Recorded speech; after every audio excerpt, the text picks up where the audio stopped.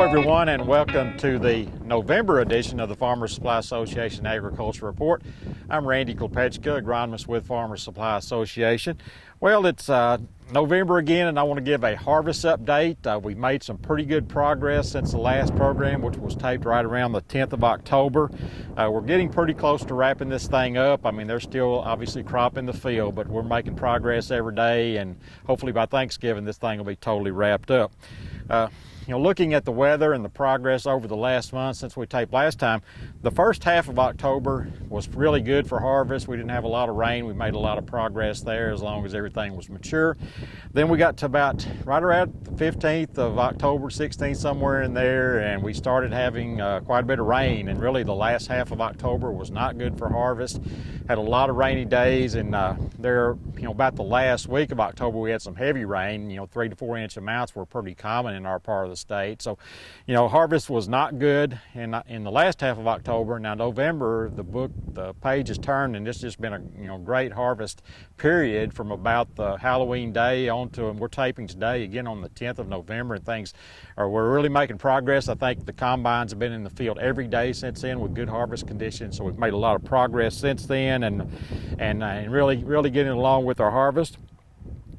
Yields, and I talked last month about yields, mainly talking about rice. That's on that program, and as I said then, the yields were good but not great, and that pattern has kind of been continued as we go into beans and other crops as well. So I think that's we have a lot of good fields out there, quite a few great fields as well, but there's just that erraticness with this crop that we talked about last time. And over my next couple of programs, we get into December, January, I'll probably get into more detail about some of the reasons I think we had some of that erraticness and some things maybe we can do in the future to kind of even this thing out where we don't have those highs and lows like we had. So again, harvest getting along, and hopefully we'll have that thing wrapped up before Thanksgiving. A lot of people already have, but again, we're making really good progress with it.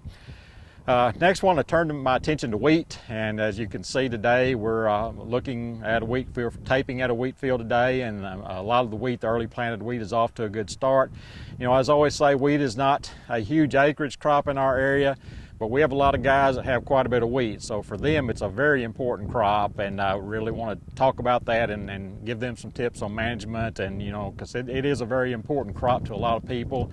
Prices have kind of creeped up a little bit here lately, so hopefully the wheat can be a good money crop for these guys if the price will stay up there, get a little better, and we can have a good crop next year. So just want to talk about where we're at with wheat and some things we need to be considering as we go into the season. The wheat planting really got going about the 10th to 15th of October, which is just the perfect time to me to start planting wheat is in that early to mid October season. Emergence from that early planted crop is good. As you look at this field out here, you can see it's a really good stand of wheat, got good color to it, so we're off to a good start, especially on these sandy or lighter soils like this. Now there is a little bit of wheat planted on some heavier, flatter ground, and we've got some holes in some of those fields where we don't have a great stand, but overall we're off to a good start with that early wheat. Now, after that wet period we talked about in mid to late October, we're moving into kind of a late planting period right now. Still got quite a bit of wheat to go, but we still got time to plant it, especially with this warm weather we've got. It can still emerge pretty fast and get off to, develop pretty well and get tilled before the dormant season get here. So, if you haven't planted wheat yet, you don't need to be panicking or anything. We still got time to make a good wheat crop if we can get this thing planted again, preferably by Thanksgiving or something like that. If you do we talked about the stands. If your stands are just a little bit weak, we need to evaluate those stands, and kind of the minimum stand we look at for wheat is normally about 10 plants per square foot. So make some stand counts, and if you're at 10 or better, it may look not quite as thick as you'd like, but you can still make a good crop with good management, good fertility, and good weed control, things like that. So again, look at about 10 plants per square foot. If you've got a uniform 6 to 8, I think you can get by with that too. But really we're looking at least 10 plants per square foot to have a good stand of wheat. If you still have wheat to plant, we want to tweak things just a little bit on these later plantings. So there's about 3 things you can do to maybe help kind of overcome that late planting drawback that you might have.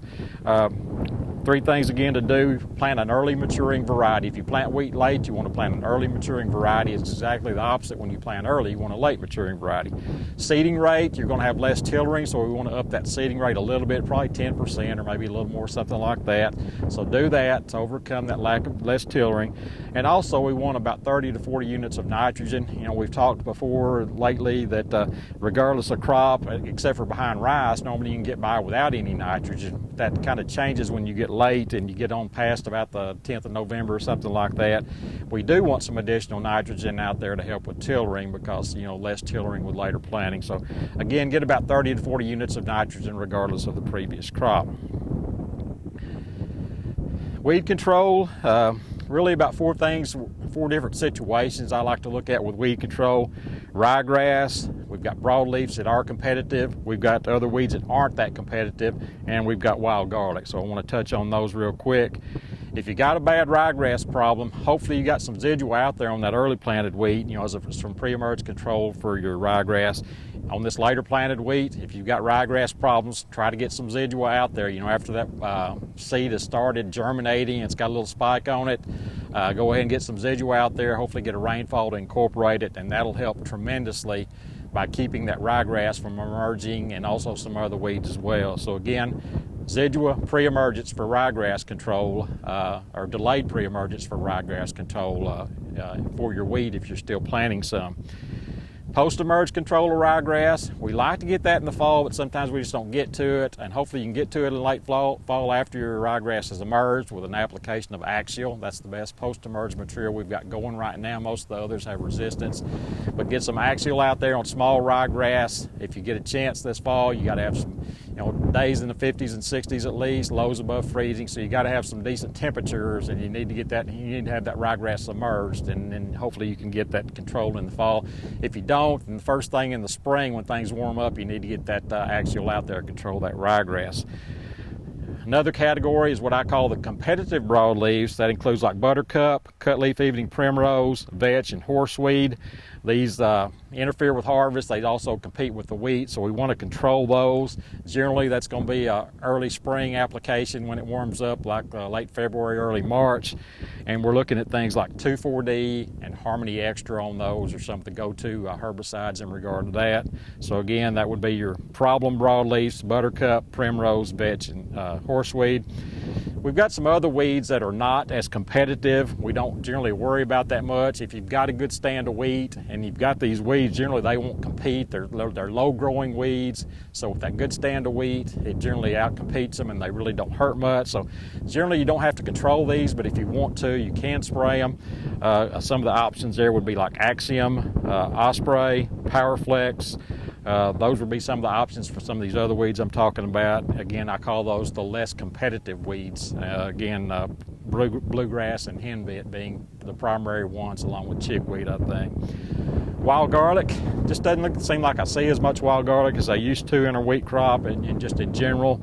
But it is obviously, can be a problem in wheat, and if they find those bubblets in your wheat sample, then there's going to be a dockage there, so we don't want that. So again, Harmony Extra is pretty much the material we're going to look at there as a go-to for controlling wild garlic.